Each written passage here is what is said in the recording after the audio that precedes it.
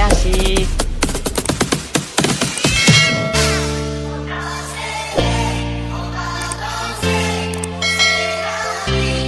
Lane-nya, tapi ini dia.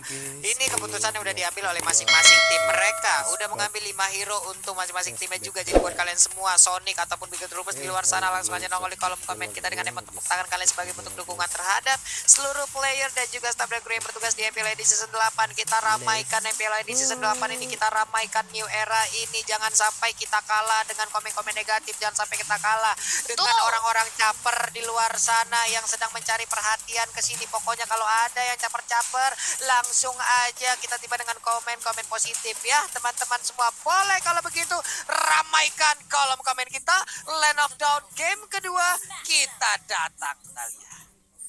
Yap, ini dia game kedua. Akankah Bigetron berhasil untuk memperpanjang nafasnya? Mengingat ini merupakan nyawa terakhir mereka.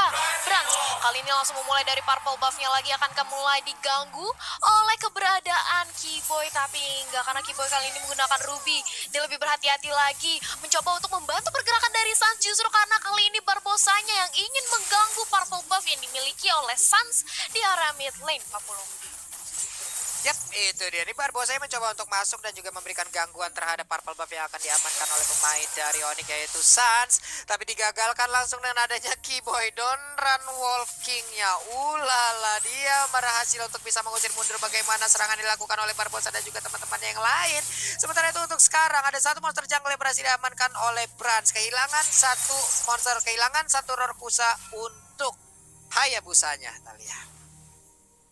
Yap, itu dia kehilangan satu buah Rokursa. Sementara di area top lane boots-nya mencoba untuk diberikan early pressure. Tapi begitu pula dengan ada Barbosa yang langsung aja dipukul mundur. Tapi ejector karena seorang Sans yang mulai mengharumkan nyawa dari seorang Barbosa. Karena kali ini dia cukup sekarat.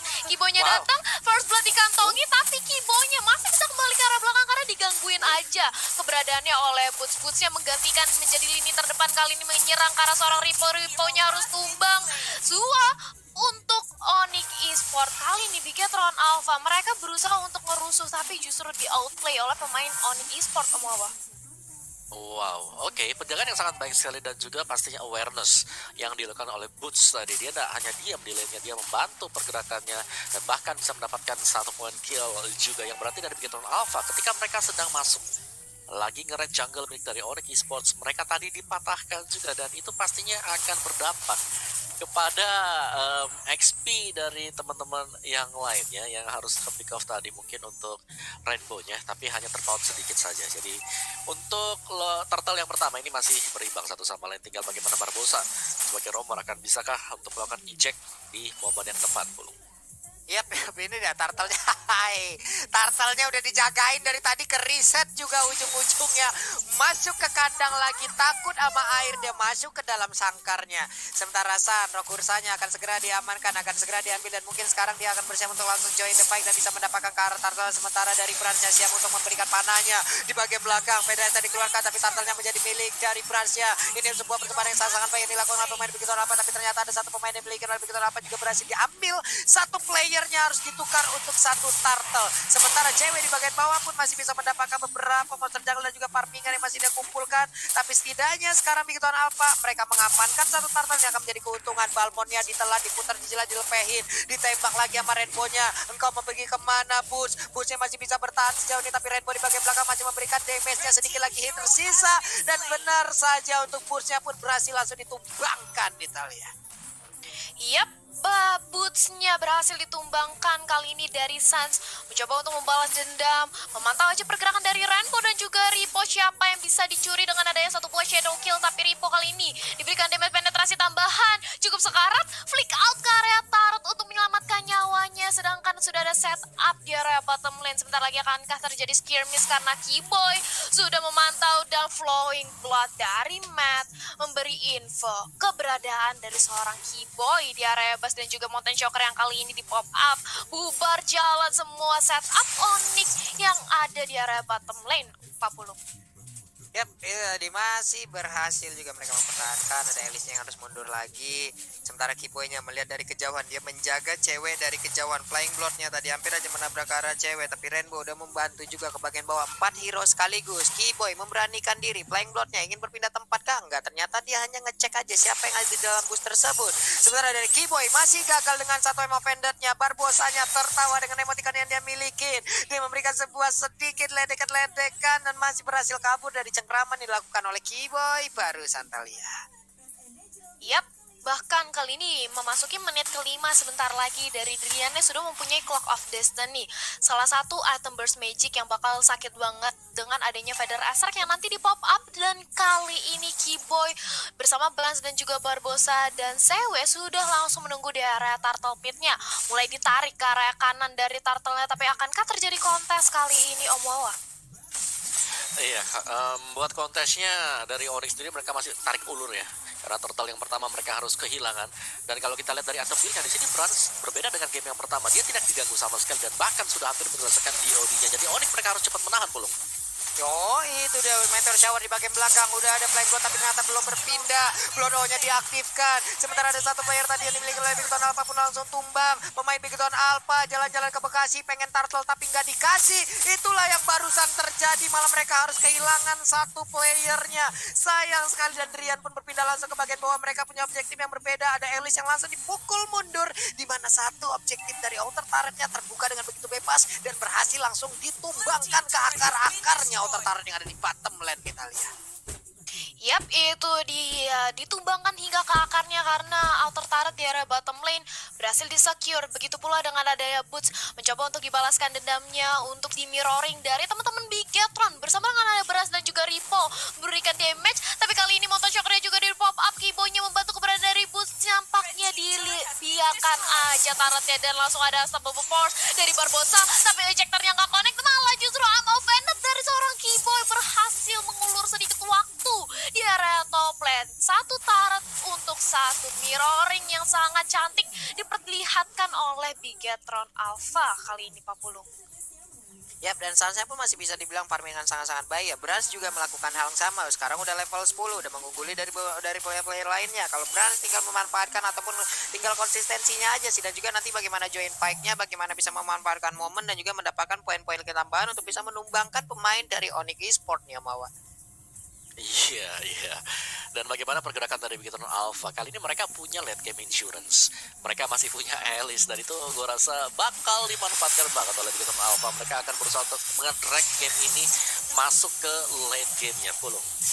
Oke, itu dia langsung dikeroyok aja untuk kali ini. Cowetnya tidak bisa pergi lagi dari cengkraman siapapun.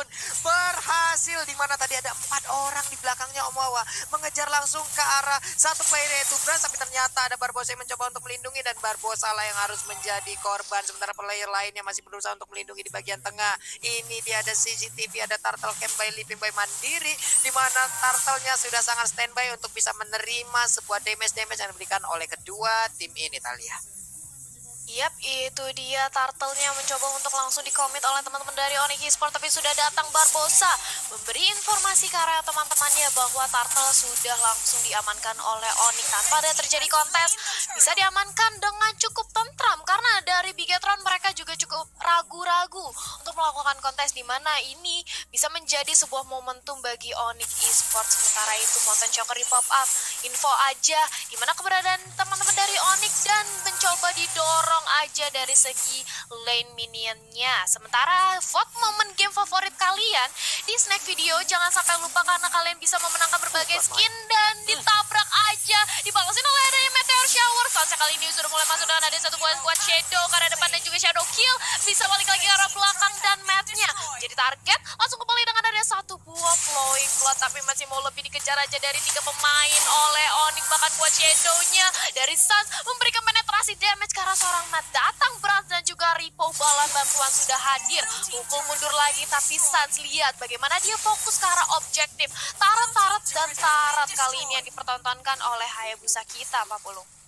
Wow, inilah yang dihasilkan oleh pemain Onyx Sport, counter attack yang sangat-sangat baik, di mana sekarang purple buff-nya hampir aja bisa diambil karena tadi ejectornya menyelamatkan satu purple buff yang hampir aja diamankan oleh cewek. Sebuah pemikiran yang sangat-sangat baik, dan sekarang berasnya pun berkesempatan untuk bisa mendapatkan purple buff tersebut. Ada flying blood yang langsung dilemparkan ke bagian depan, ingin melihat juga, tapi sekarang purple buff-nya udah diberikan kepada satu player, yaitu Alice. Yap, ini dia. Akan ada perubahan strategi dan Alice-nya akan siap untuk langsung join the fight dan juga memberikan sedotannya. Sementara cewek sedikit lagi yang tersisa, bisakah cewek kabur dari tersebut? Dan malah dibalaskan aja dengan 1 meter shower. Siapapun yang ada di depannya, kamu belum mandi, langsung dimandiin begitu aja. Hilang sudah Barbosa untuk ke-6 kalinya. Sayang banget. Wow. 060 bukanlah KDA yang baik sekali, ditambah kali ini mengingat sudah tidak adanya Barbosa. Onyx langsung bersiap siaga dengan cepatnya, mereka mengamankan satu lagi objektif turret di area top lane. Bahkan Ripo juga gak bisa berbuat banyak, dia hanya bisa untuk mengulur waktu, nahan badan aja di area depan, jangan sampai minion wave-nya masuk ke arah mid lane-nya. Dan Onyx langsung nge-start dari segi lord-nya, tapi teman-teman dari Bigetron juga sudah tahu karena sudah ada satu buah mountain choker di bebasin gitu aja, gak dikontak sama sekali Om Wawa. Iya, karena hanya untuk membuka map di manakah visionnya. Pemain-pemain dari Onyx Sport berada, dan Brans dia sedang melakukan split push juga, jadi otomatis lordnya bakal sangat aman banget. Dan kalau kita intip dari item build-nya sekarang, Beatrix sudah ada BOD, ada Athena Shield, di sana belum memiliki Demon Hunter Sword. Jadi untuk hero-hero yang tebal, di sini masih punya resisten yang cukup besar juga. Untuk Sun Shin ya, Endless Battle dan juga BOD, satu buah paket combo. Sedangkan Boots tadi baru menyelesaikan Dominance Ice, dia bakal sangat tanky di bagian depan. Dan bicara soal Dominance Ice, tidak atau belum ada item dari Bigetron Alpha yang bisa memangkas lifesteal milik Onyx Esports. Oke. Dengan jarak network seperti ini, mereka juga pemain Bigetron Alpha harusnya udah sadar ya. Hingga pada akhirnya ini sama seperti kehidupan kita di dunia nyata. Pada akhirnya aku menjauhimu karena keharusan, bukan keinginan, dimana mereka sangat ingin dengan lordnya, tapi mereka udah harus mundur dengan jarak yang seperti ini. Mereka udah nggak bisa lagi. Mereka punya perbedaan dari segi item dan juga network, dimana di belakang juga udah ada meter jauh langsung mandi begitu aja. Sementara untuk pushnya maju ke bagian depan, layaknya Fireback atau Pigeon Spinner. Siapa yang ada di depan langsung diputri begitu aja. Lethal counter, siapa yang akan langsung ditembakin. Sementara itu terbuka dengan begitu bebasnya, ada satu wave minion, ada satu gerobak UMKM yang tertinggal, siap untuk langsung membantu mereka untuk bisa mendapatkan kemenangan secara 2-0 dari Bigetron Alpha. Bisakah Oni mendapatkan kemenangan? Dan ini dia 2-0 tanpa balas. Wow. Oni kamu